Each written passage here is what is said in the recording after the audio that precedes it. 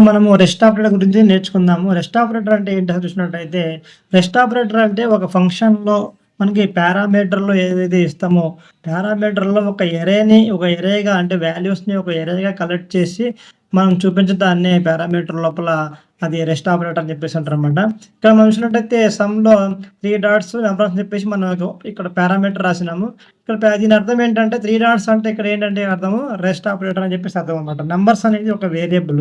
ఈ వేరియబుల్ మనం 3 డాట్స్ పెడితే మనకి రెస్ట్ ఆపరేటర్ అయిపోయింది. ఎందుకంటే ఇది మనం ఎన్ని నంబర్స్ వస్తాయో ఆర్గ్యుమెంట్స్ ఎన్నున్నాయో మనకు తెలియనప్పుడు మనకు అది డైనమిక్ కాబట్టి ఎన్నున్నాయో తెలియనప్పుడు మనం ఏం చేస్తామంటే రెస్ట్ ఆపరేటర్‌ని యూజ్ చేస్తామనమాట. అప్పుడు ఏమైద్దంటే మనం ఇక్కడ ఆర్గ్యుమెంట్‌గా ఏదైతే కాల్ చేస్తున్నామో వాల్యూస్‌ని అప్పుడు ఎన్నైనా ఇవ్వొచ్చనమాట. అన్నిటిని కూడా కలెక్ట్ చేసుకొని తీసుకుంటుంది ఇది రెస్ట్ ఆపరేటర్ అనేది. ఎన్ని ఇచ్చినా సరే అన్నిటిని కలెక్ట్ చేసుకొని ఈ నంబర్స్ అనే ఈ యొక్క ఏరియా లోపలికి ఇది తీసుకుంటుందనమాట. ఇదే రెస్ట్ ఆపరేటర్ అనమాట. ఇక్కడ రెస్ట్ ఈ యొక్క సమ్ అనేది ఈ యొక్క ఫంక్షన్ దేన్ని రిటర్న్ చేస్తుంది?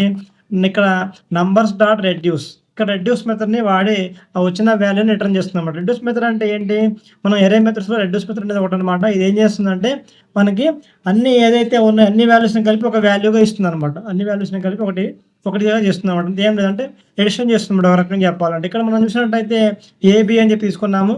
ఇక్కడ పారామీటర్స్ ఇక్కడ ఏ ప్లస్ బి అని చెప్పి తీసుకున్నాము. ఇక్కడ 0. ఇక్కడ ఏంటంటే ఏబి అనేది ఏంటంటే మనకి ఇక్కడ అక్యుములేటర్స్ అనమాట.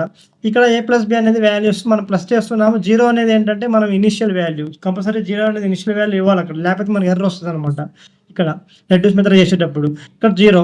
ఇక్కడ ఏబీలు అంటే మనకి ఆర్గ్యుమెంట్‌లో మనం ఏం ఇచ్చాం 1, 2, 3 1, 2, 3, 4 ఇచ్చాం. 1, 2, 3, 4 ఇచ్చినప్పుడు ఏమవుద్దంటే 1, 2, 3, 4 మనం ఏం చేస్తది రెడ్యూస్ మెథడ్ ఏం చేస్తది ఇక్కడ బిలోకి ఎలిమెంట్స్ తీసుకొని ఇక్కడ ఏబీలోకి ఆ ఎలిమెంట్స్‌ని తీసుకొని ఏం చేస్తది వాటిని అడిషన్ చేస్తదనమాట.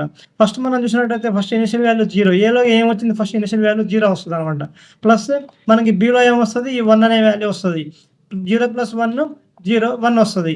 మనకి 1 వస్తది. తర్వాత మనకేమొస్తది ఇక్కడ 1 ఉంది. అంటే ఇక్కడ ఏలోకి 1 వస్తది. 1 ప్లస్ తర్వాత బిలో ఏమొస్తది 2 వస్తది. 1 + 2 3 వస్తది. ఇక్కడ 3 వస్తది. మళ్ళీ 3 ఏలో 3 వస్తది కాబట్టి 3 ప్లస్ ఇక్కడ మరి ఏముంది 3 ఉంది. మళ్ళీ బిలోకి 3 వస్తది. 3 + 3 6 వస్తది. మళ్ళీ 6 ఇక్కడ ఏలో 6 వస్తది. మళ్ళీ బిలోకి ఇక్కడ 4 ఉంది కాబట్టి 4 వస్తది. 6 + 4 10 అనమాట. ఇలాగా ఇది 10ని రిటర్న్ చేస్తుందనమాట. ఇది రెస్ట్ ఆపరేటర్ అనమాట. ఏం లేదు. ఈ రెడ్యూస్ మెథడ్‌ని యూజ్ చేసి మనం ఎక్కువ రెస్ట్ ఆపరేటర్‌ని మనం చేస్తూ ఉంటాం అనమాట ముఖ్యంగా. ఇది చాలా చాలా important concept in Java script.